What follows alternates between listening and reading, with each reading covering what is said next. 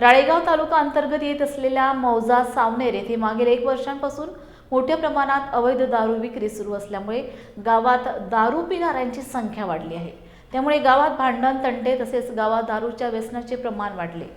यात अल्पवयीन मुलांचा देखील दिवसेंदिवस समावेश होताना दिसत असल्यामुळे या गोष्टीचा जास्तीत जास्त त्रास महिलांना सहन करावा लागत आहे, असं सावनेर येथील सरपंच तसेच तंटामुक्ती अध्यक्ष यांनी सांगितले। आमच्या गावात मी सावनेर गावचे सरपंच अमिता प्रवीण खोब्रागडे बोलत आहे। सर, गेल्या 1 वर्षापासून आमच्या गावात दारू विक्री चालू आहे।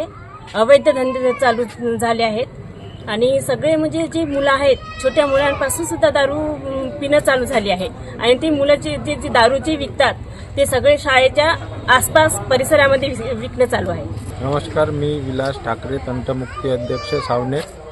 इथून आम्ही सगळे महिला मंडळ घेऊन पोलीस स्टेशनमध्ये आलो आहे, कारण आमच्या गावामध्ये 1 वर्षापासून दारू चालू आहे। आता ते बंद करायची म्हणून असे निवेदन 2-3 वेळा दिले, पण त्याची काही कारवाई झाली नाही।